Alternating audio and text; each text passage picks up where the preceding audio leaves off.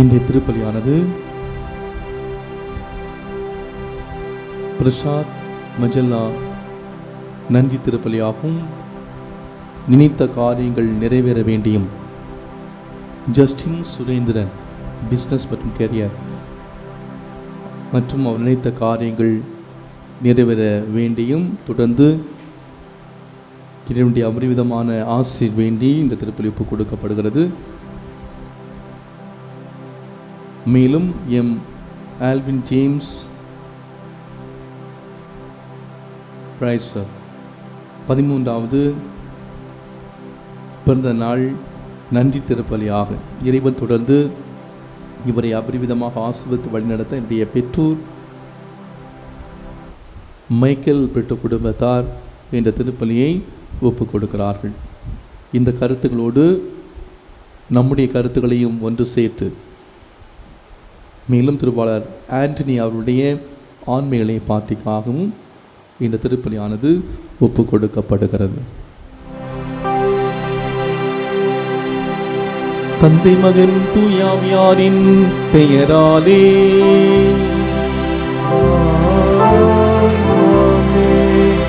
நம் ஆண்டவராகிய இயேசு கிறிஸ்துவின் அருளும் கடவுளின் அன்பும் தூயாவியாரின் தோழமையும் உங்கள் அனைவரோடும் இருப்பதாக.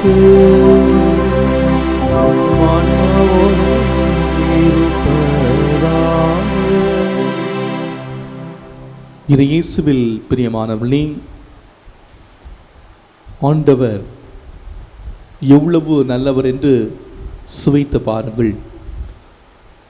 இந்த அதிகாலை பொழுதிலே கடவுளுடைய அபரிவிதமான ஆசீர்வாதத்தை நினைத்து ஆண்டவருடைய அன்பை சுவைத்து பார்க்கிற நாள் இந்த நாள். இந்த நாளிலே ஆண்டவரை சார்ந்தவர் யார், ஆண்டவரை நம்ப மறுப்பவர் யார் என்பதை இறைவன் நமக்கு இன்றைய இறை வார்த்தை மூலமாக நமக்கு தெளிவுபடுத்துகிறார். நாம் ஆண்டவரை நம்புகிறோம் என்றால் அதை நம்முடைய நற்செயல்கள் மூலமாக நாம் செய்ய கடமைப்பட்டிருக்கிறோம்.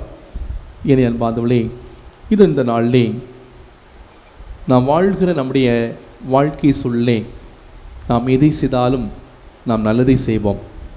ஒருவரை நமக்கு பிடிக்கவில்லை என்பதற்காக நம்முடைய எதிர்மறை எண்ணங்களால் எதிர் செயல்களால் நாம் அவருடைய நல்ல செயல்களை நாம் அங்கீகரிக்காமல் இருந்தோம் என்றால் அது கடவுளுக்கு எதிரான செயல் என்பதை இறைவன் நமக்கு இந்த நாளிலே தெளிவுபடுத்துகிறார்.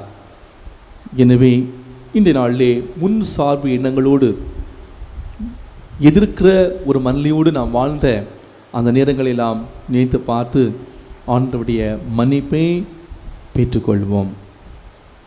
தூய மறைபொருளை கொண்டாட தகுதி பெறும் பொருட்டு நம்முடைய குற்றங்குறைகளை ஏற்று மனம் வருந்துவோம்.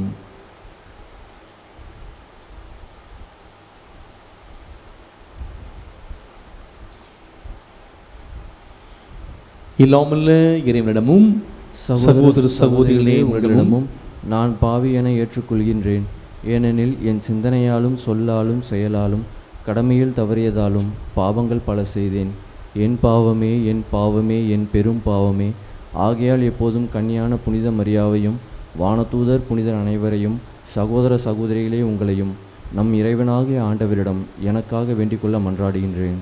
இல்லாமல்ல இறைவன் நம்மீது இரக்கம் வைத்து நம் பாவங்களை மன்னித்து நம்மை முடிவில்லா வாழ்வுக்கு அழைத்து செல்வாராக. ஆமென்.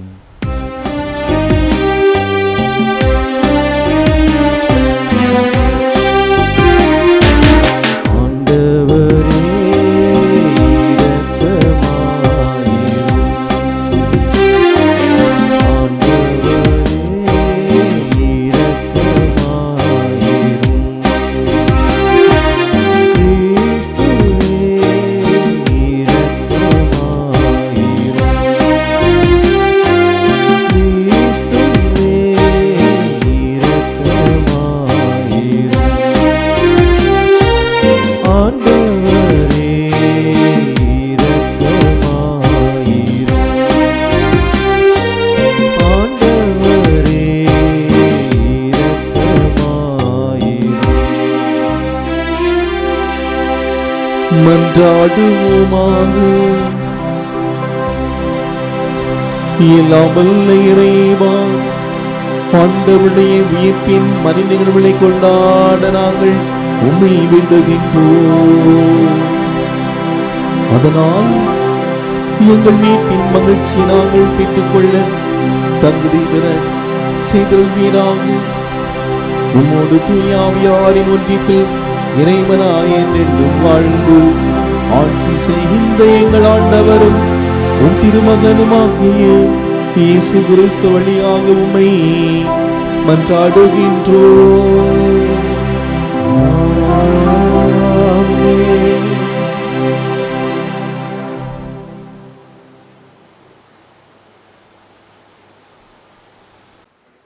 முதல் வாசகம். ஆண்டவராகிய இயேசுவை பற்றிய நற்செய்தியை அறிவித்தார்கள். திருத்துதர் பணிகள் நூலிலிருந்து வாசகம். அதிகாரம் 11, 19 தொடங்கி 26 வரை. அந்நாட்களில் ஸ்தேவானை முன்னிட்டு உண்டான துன்புறுத்தலால் மக்கள் பெனிசியா, சைப்பிரசு, அந்தியோக்கியா வரை சிதறிப்போயினர். அவர்கள் யூதருக்கு மட்டுமே இறை வார்த்தையை அறிவித்தார்கள், வேறு எவருக்கும் அறிவிக்கவில்லை. அவர்களுள் சைப்பிரசு, சீரேன் ஆகிய இடங்களை சேர்ந்து சிலர் இருந்தனர்.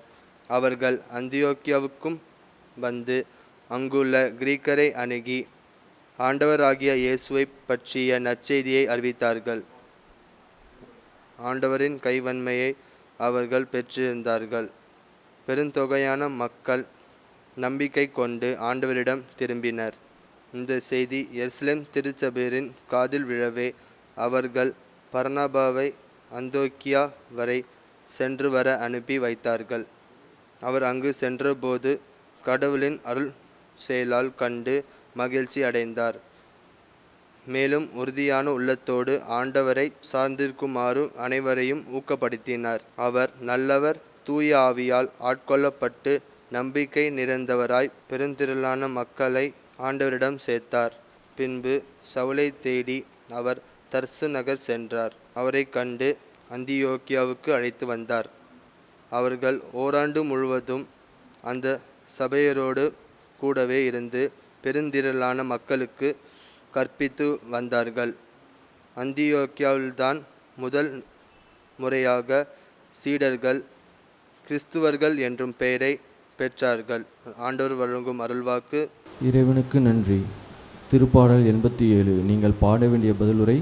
பிற இனத்தாரே, நீங்கள் அனைவரும் ஆண்டவரை போற்றுங்கள்.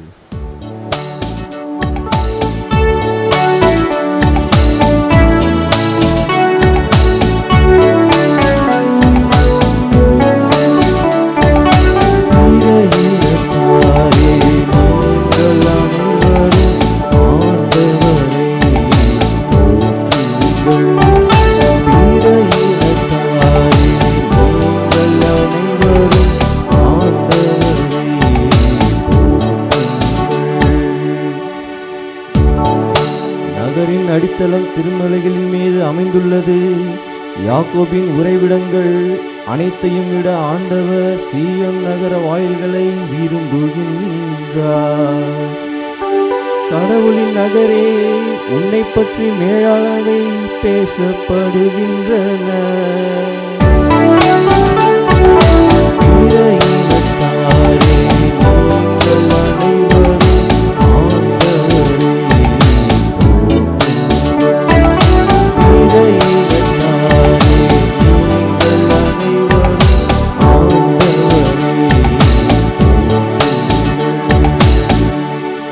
மக்களினங்களின் பெயர்களை பதிவு செய்யும் போது இவர் இங்கேதான் பிறந்தார் என ஆண்டவர் எழுதுவார். ஆடல் வல்லாரோடும் பாடுவோரும் சேர்ந்து எங்கள் நலன்களின் ஊற்று உன்னிடமே உள்ளது என்பர்.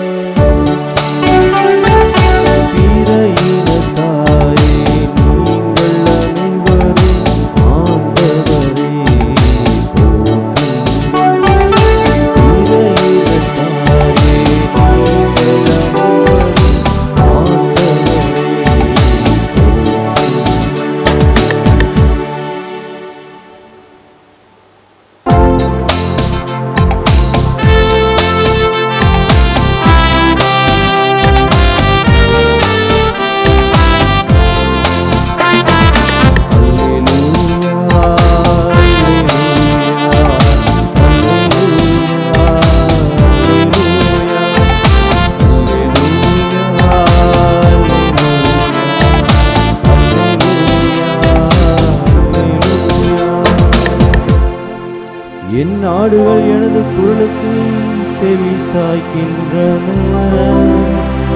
எனக்கும் அவற்றை தெரியும், அவையும் என்னை பின்தொடர்கின என்கின்றார் ஆண்டவர். அல்லேலூயா, அல்லேலூயா,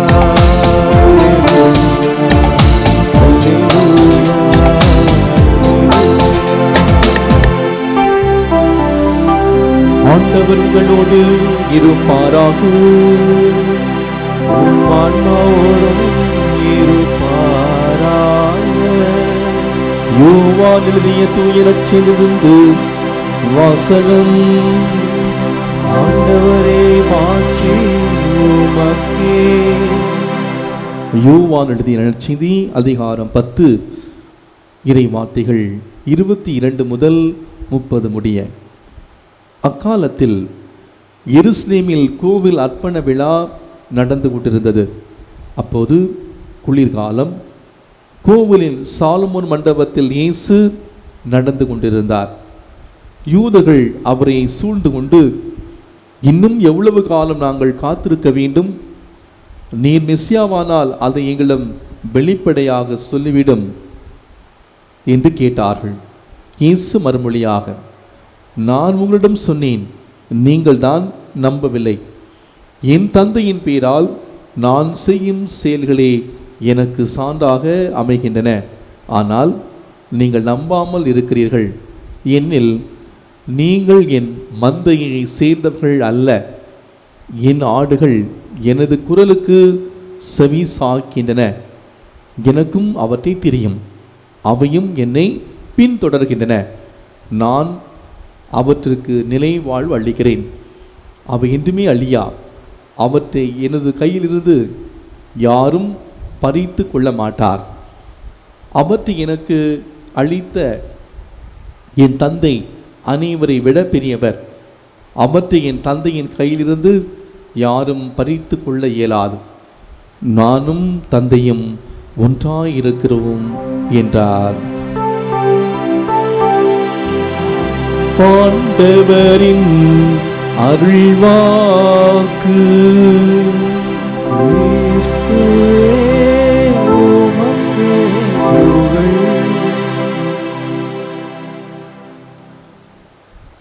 பிரியாத இயேசு கிறிஸ்துவுக்குள் பிரியமான இறை மக்களே,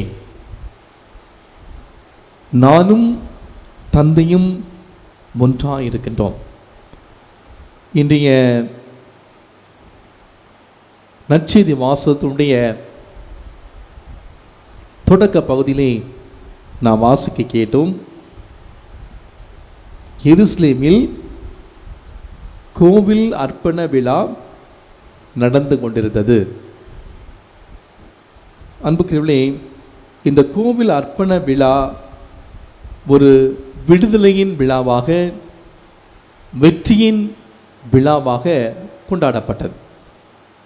இந்த கோவில் அர்ப்பண விழா தோன்றியதின் பின்னணியை பற்றி நாம் சற்று புரிந்து கொண்டோம் என்றால், இன்றைய நற்செய்தி வாசகத்தை இன்னும் ஆழமாக நாம் புரிந்து கொள்வதற்கு நமக்கு வசதியாக இருக்கும். கிமு 167 அந்தியோக்கு எபிபானு என்னும் கிரேக்க அரசன் எருசலேம் ஆலயத்தை கைப்பற்றி அந்த பலிபீடத்தின் மீது தன்னுடைய தெய்வத்தை, அதாவது அந்த பலிபீடத்தை கட்டி அதை தீட்டுப்படுத்தினான். இதை நாம் 1 மக்கேபு 1ஆம் அதிகாரம் 54 முதல் 61 வரை உள்ள இறைவார்த்தையிலே நாம் வாசிக்கின்றோம். இப்படிப்பட்ட அந்த செயலை யூதர்கள் கடுமையாக எதிர்த்தார்கள். கிமு 165 யூதா, மக்கேபு மற்றும் அவருடைய சகோதரருடைய தலைமையிலே ஒன்று திரண்டு போராடி எருசலேம் ஆலயத்தை புறையினத்தாரின் அடிமைத்தனத்திலிருந்து அவர்கள் மீட்டெடுத்தார்கள். அப்போது போலி தெய்வ அந்த பலிபீடத்தை அவர்கள் அழித்து மறுபடியும் அந்த பலிபீடத்தை அவர்கள் புதுப்பித்து மீண்டும் யாவே கடவுளுக்கு அதை அர்ப்பணித்தார்கள். இதை நாம் 1 மக்கேபியர் ஆகமம் 4:36 முதல் 38 இறைவார்த்தையை நாம் வாசிக்கணும். இந்த நாட்களிலே எருசலேம் ஆலயம் ஒளி வெள்ளத்திலே ஒளிர்ந்தது. மக்கள் எலிபலிகளை ஒப்பு கொடுக்க, பாடல்களை பாடிக்கொண்டு, நரம்பிசை கருவிகளை மீட்டுக்கொண்டு, கைகளை தட்டி கொண்டு மகிழ்ச்சியோடு தங்களுடைய மகிழ்ச்சியை, வெற்றியை, விடுதலையை அவர்கள் முழக்கமிடுகிறார்கள். இந்த விழாவானது 8 நாட்கள் கொண்டாடப்பட்டது. எல்லா மக்களும் எருசலேம் தேவாலய அந்த பலிபீடத்திற்கு முன்பாக வந்து அவர்கள் முகங்குப்புற விழுந்து கடவுளுக்கு நன்றி செலுத்தினார்கள். காரணம், கடவுள்தான் எங்களுக்கு இந்த வெற்றியை கொடுத்தார் என்று அந்த மகிழ்ச்சியை அந்த மக்கள் வெளிப்படுத்திய விழாதான் இந்த கோவில் அர்ப்பண விழா. இந்த விழா இயேசுவின் மிசியா தன்மைக்கு சான்று பகிறது என்று கூறலாம். ஆக கோவிலின் அந்த சாலமோன் மண்டபத்திலே இயேசு அந்த விழாவுக்காக அங்கே நடந்து கொண்டிருக்கிறார். யூதர்கள் சூழ்ந்து கொண்டு, இன்னும் எவ்வளவு காலம் நாங்கள் காத்திருக்க வேண்டும், நீர் மிசியாவானால் அதை எங்களை வெளிப்படையாக சொல்லிவிடும் என்று அவர்கள் கேட்கிறார்கள். அதற்கு இயேசு, நான் உங்களிடம் சொன்னேன், நீங்கள் தான் நம்பவில்லை. அன்புக்குரியவர்களே, பரிசேயர்கள் இயேசு மீது கொண்டிருந்த எதிர்மறையான எண்ணத்தால் அவருடைய அந்த மெசியா தன்மையை அவர்கள் நம்ப மறுத்தார்கள். தங்களுடைய உள்ளங்களை அவர்கள் சுத்தப்படுத்தி கொள்ள அவர்கள் மறுத்தார்கள். நம்முடைய வாழ்வில் கூட பல நேரங்களிலே நம்முடைய இருக்கக்கூடிய நம்முடைய முன்சார்பு எண்ணங்கள் பிறரில் உள்ள நல்லவற்றை அங்கீகரிக்க நாம் தயங்குகிறோம். ஒருவர் நமக்கு பிடிக்கவில்லை என்றால் அவர் எது செய்தாலுமே நமக்கு அது பிடிக்காது தான். அன்புக்குரியவர்களே, இந்த காலகட்டத்தில்தான் இஸ்ரேல் மக்கள் ரோமியர்களுக்கு அடிமையாக இருந்தபோது இயேசு விடுதலை தருகிற மெசியாவாக இருப்பார் என்று அந்த கேள்வியை கேட்கிறார்கள். நான் ஏற்கனவே உங்களுக்கு சொன்னேன், என் செயல்கள் மூலமாக எடுத்து கூறினேன், ஆனால் நீங்கள் அதை நம்பவில்லை. இதற்கு என்னுடைய தந்தையின் பெயரால் நான் செய்யக்கூடிய செயல்களை சான்று நம்ப மறுக்கிறவர்கள் எப்படிப்பட்டவர்கள் என்றால், இயேசு சொல்கிறார், அவர்கள் ஆண்டவரின் மந்தையை சாராதவர்கள், ஆண்டவருடைய குரலுக்கு செவி சாய்க்காதவர்கள், ஆண்டவரை அறியாதவர்கள். அதே நேரத்தில் ஆண்டவரை சார்ந்தவர்கள் யார் என்று சொன்னால், அவர்கள் ஆண்டவரை அறிந்திருக்கிறார்கள், ஆண்டவரின் குரலுக்கு செவி சாய்க்கிறார்கள், ஆண்டவரின் மந்தையை அவர்கள் சார்ந்தவர்களாக இருக்கிறார்கள். அவர்களுக்கு கடவுள் நிலை வாழ்வை கொடுக்கிறார் என்ற அந்த உறுதியை கொடுக்கிறார். ஆண்டவர் இயேசுவே மெசியா என்பதை பலர் அவருடைய வாழ்விலிருந்து எடுத்து சொல்லியிருக்கிறார்கள். யோவான் நற்செய்தி 1ஆம் அதிகாரம் 19 முதல் 34 இறைவார்த்தையிலே திருமுழுக்கு யோவானுடைய சான்று, இயேசுவை பற்றி எவ்வாறு சான்று, இதோ இவரே கடவுளுடைய ஆட்டுக்குட்டி என்று திருமுழுக்கு யோவான் இயேசுவை பற்றி சார்ந்து பகர்கிறார். யோவான் நற்செய்தி 1ஆம் அதிகாரம் 40 முதல் 43 இறைவார்த்தையிலே அந்திரியா இவ்வாறு மெசியாவை கண்டோம், இயேசுவை பற்றி சார்ந்து பகர்கிறார். யோவான் நற்செய்தி 4ஆம் அதிகாரம் 25ஆம் வசனத்திலே அந்த சமாரிய பெண் இவர்தான் மெசியா என்று தன்னுடைய சொந்த ஊர் மக்களுக்கு சென்று இயேசுவை பற்றி அவர் சான்று பகர்கிறார். யோவான் நற்செய்தி 5ஆம் அதிகாரம் 31-40 இயேசு கடவுளிலிருந்து வந்தவர் என்பதை பல்வேறு சான்றுகளை என்பித்தல். மேலும் அந்த பார்வையிட்ட பத்திமை யோவான் நற்செய்தி 9ஆம் அதிகாரம் 38வது வசனத்திலே இயேசுவே மெசியா என்று அந்த பார்வையிட்டவர் இயேசுவை மெசியாவாக ஏற்றுக்கொள்கிறார். ஏன் மார்த்தா கூட யோவான் நற்செய்தி 11ஆம் அதிகாரம் 27வது வசனத்திலே ஆண்டவரே நீர் மெசியா, நீரே இறைமகன், நீரே உலகுக்கு வரவிருக்கிற என நம்புகிறேன் என்று இயேசுவை குறித்து சான்று பகர்கிறார். அன்பார்ந்தவர்களே, இவ்வாறு மக்களும் புறவினத்தாரும் இயேசுவை மெசியா என்று ஏற்றுக்கொண்ட பின்னரும் இன்னும் இவ்வளவு காலம் நாங்கள் காத்திருக்க வேண்டும் என்று வெளிப்படையாக சொல்லிவிடும் என்று இயேசுவை அந்த யூதர்கள் கேட்க காரணம் என்ன என்று நான் பார்க்கிற பொழுது, இயேசுவின் வாழ் இருந்த அந்த முன்சார்பு எண்ணம், எதிர்க்கக்கூடிய மனநிலை. அன்புக்குள்ளே, இந்த முன்சார்பு எண்ணத்தால், இந்த எதிர்ப்பு மனநிலையால் அவர்களால் உண்மையை உண்மையாக பார்க்க முடியவில்லை, இயேசுவை மெசியாவாக அவர்களால் பார்க்க முடியவில்லை. நாம் வாழ்கிற நம்முடைய வாழ்க்கை சூழல் கூட, நாம் பணி செய்யக்கூடிய இடமாக இருக்கலாம், நம்முடைய குடும்பமாக இருக்கலாம், பங்காக இருக்கலாம், வாழக்கூடிய வாழ்க்கை சூழலாக இருக்கலாம், நமக்கு ஒருவரை நாம் பிடிக்கவில்லை என்றால் நம்முடைய இருக்கக்கூடிய அந்த எதிர்ப்பு மனநிலை, நம்முடைய இருக்கக்கூடிய அந்த முன்சார்பு எண்ணங்கள், அவர்கள் என்ன செய்தாலும் அவர்களை பற்றி நாம் குறை சொல்வோம், பொருணி பேசுவோம். இவ்வாறு நாம் அவங்களுடைய செயல்களை நாம் அங்கீகரிக்க மாட்டோம். அவ்வாறு நாம் வாழ்கிற பொழுது நாமும் அந்த மக்களைப் போல் தான் நம்முடைய வாழ்க்கையிலே நாம் வாழ்ந்து கொண்டிருக்கிறோம். அன்பார்ந்தவர்களே, இந்த நாளிலே நாம் உருக்கமாக நாம் ஜெபிப்போம்.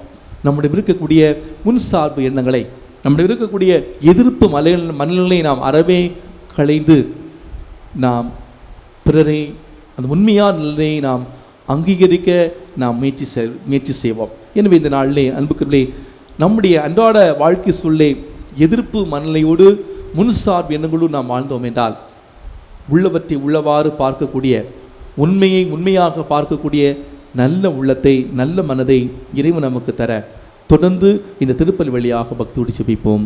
ஆமென்.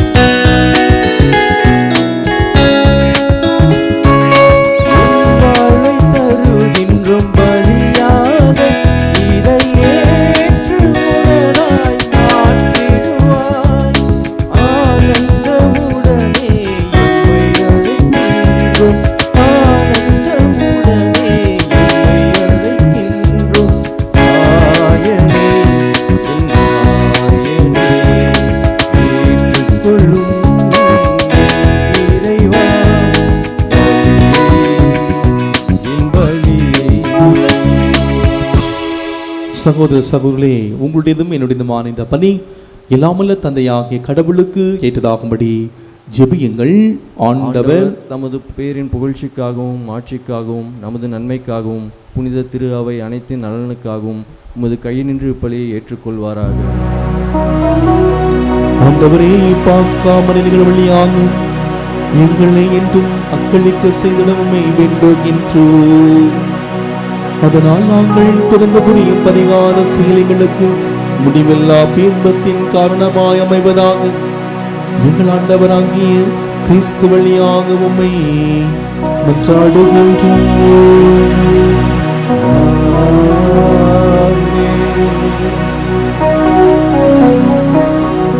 ஆண்டவர் உங்களோடு இருப்பாராக.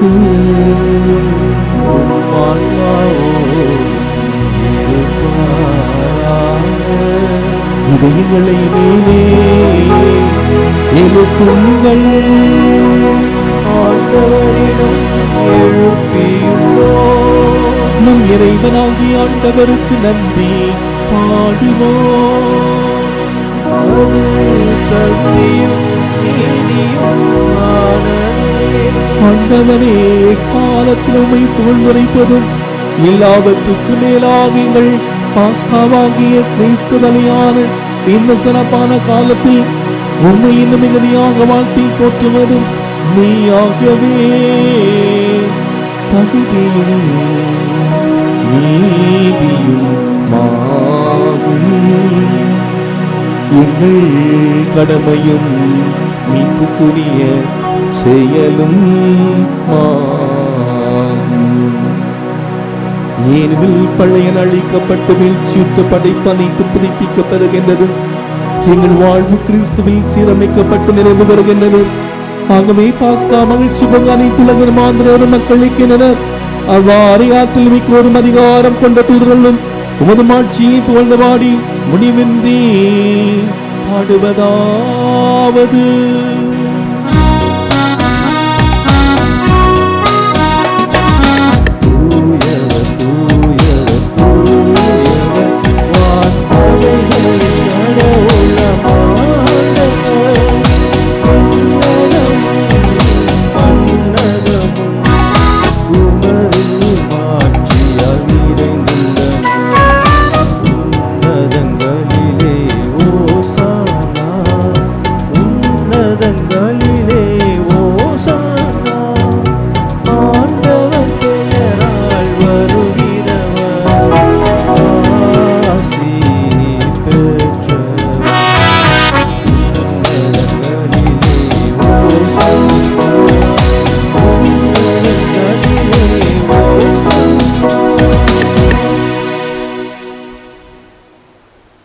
இந்த நாளிலே மிக சிறப்பான விதத்திலே கொரோனா பெருந்தொற்றின் காரணமாக மருத்துவமனைகளிலே இல்லங்களிலே தனிமைப்படுத்தப்பட்டிருக்கக்கூடிய ஒவ்வொருவருக்காக சிறப்பாக ஜெபிப்போம். இந்த கொரோனா பெருந்தொற்றிலிருந்து நம் ஒருவரை இறைவன் ஒவ்வொரு நாளும் பாதுகாக்க சிறப்பாக வேண்டுமோம். நாம் யார் யாருக்கெல்லாம் ஜெபிக்க நாம் வாக்குறுதி கொடுத்திருக்கிறோமோ அத்தனை பேருக்காக ஜெபிப்போம்.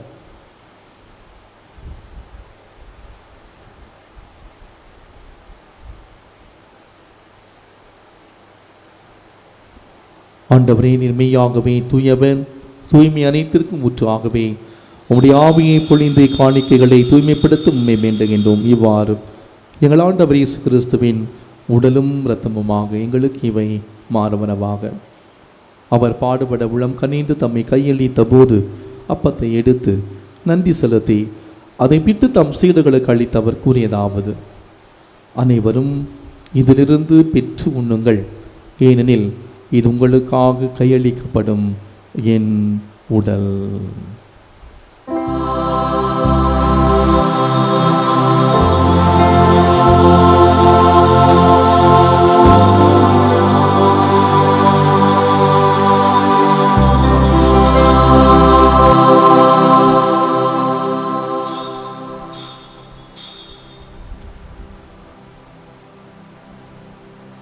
ஒவ்வொன்றுமே இரவிருந்தை அருந்திய பின் கிண்ணத்தையும் எடுத்து மீண்டும் உமக்கு நன்றி கூறி தம் சீடர்களுக்கு அளித்து அவர் கூறியதாவது: அனைவரும் இதிலிருந்து பெற்று பருகுங்கள், ஏன் இது புதிய நிலையான உடன்படிக்கைக்குரிய என் இரத்தத்தின் கிண்ணம்.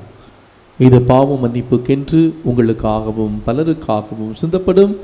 இதை என் நினைவாக செய்யுங்கள்.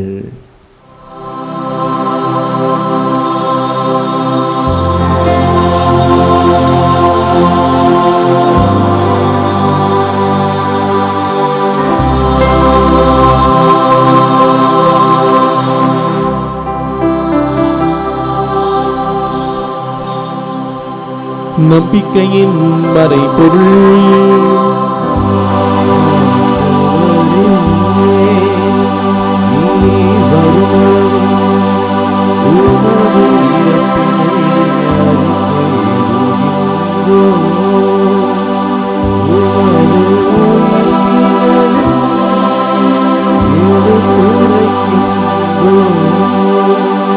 ஆகவே ஆண்டவரே, நாங்கள் கிறிஸ்துவின் இறப்பினை உயிர்ப்பை நினைவுகூர்ந்து வாழ்வு தரும் அப்பத்தை மீட்பளிக்கும் கிண்ணத்தை மொக்குப்பு கொடுக்கின்றோம்.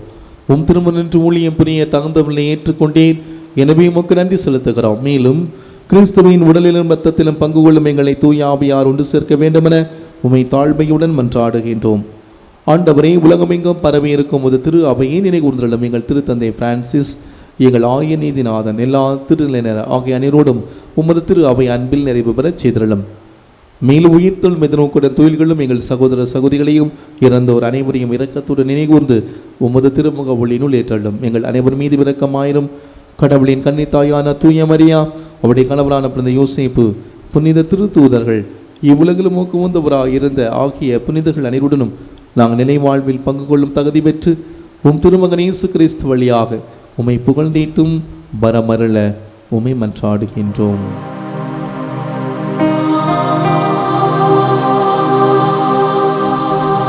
இவர் வழியாக இவரோடு இவர் எல்லாம் நல்ல இறைவனாகிய தந்தையே, தூயாவியாரின் ஒன்றிப்பு எல்லா புகழும் ஆட்சியும் என்றென்று உமக்கு உரியதே.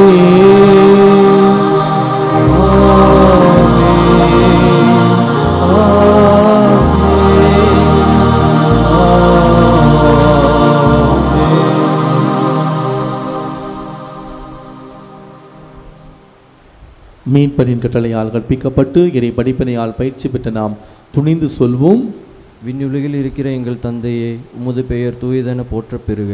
உமது ஆட்சி வருக. உமது திருவுளம் விண்ணுலகில் நிறைவேறுவது போல மண்ணுலகிலும் நிறைவேறுக. எங்கள் அன்றாட உணவை இன்று எங்களுக்கு தாரும். எங்களுக்கு எதிராக குற்றம் செய்வோரை நாங்கள் மன்னிப்பது போல எங்கள் குற்றங்களை மன்னியும்.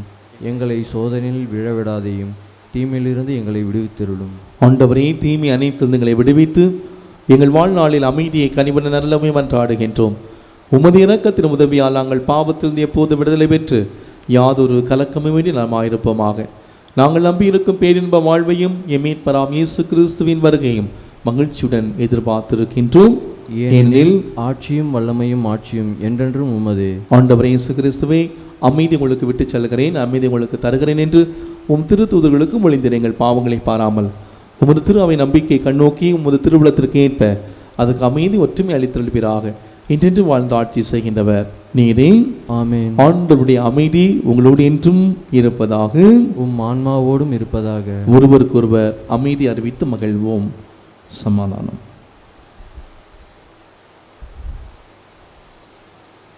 உலகின் பாவங்களை போக்கும் இறைவனின் செம்மறியே, எங்கள் மேல் இரக்கமாயிரும். உலகின் பாவங்களை போக்கும் இறைவனின் செம்மறியே, எங்கள் மேல் இரக்கமாயிரும். உலகின் பாவங்களை போக்கும் இறைவனின் செம்மறியே, எங்களுக்கு அமைதியை அளித்தருளும்.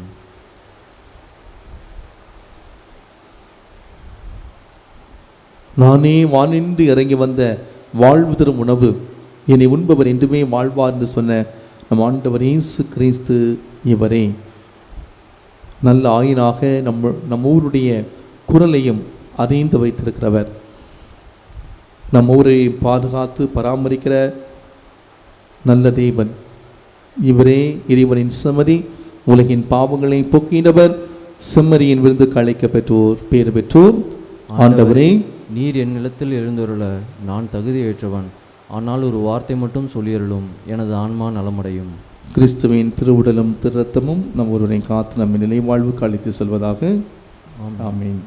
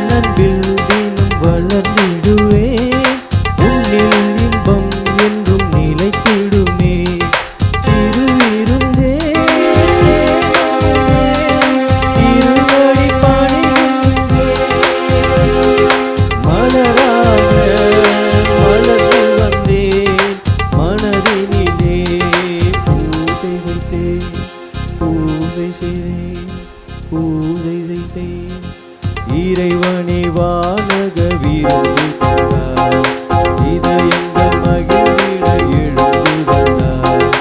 இறைவனே வானக விருந்து தந்தார், இதயங்கள் மகிழ்ந்திட எழுந்து வந்தார். இறைவனின் படியேறி என்னை தந்தே இறைவனே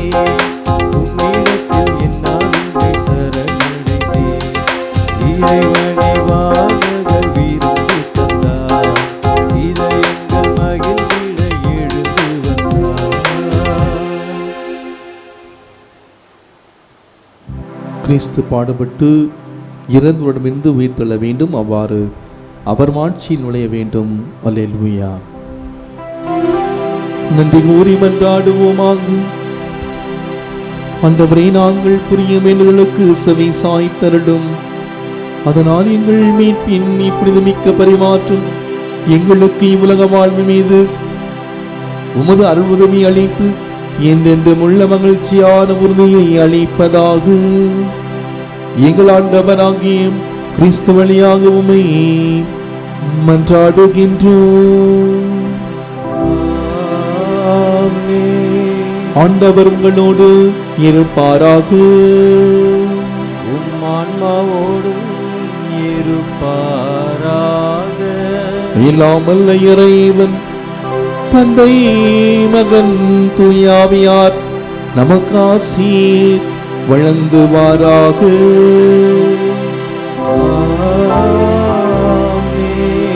சென்று வாழுங்கள், வாழ்க்கை வழி தொடர்கின்றது. அல்லேலூயா அல்லேலூயா. இறைவனுக்கு நன்றி. அல்லேலூயா அல்லேலூயா.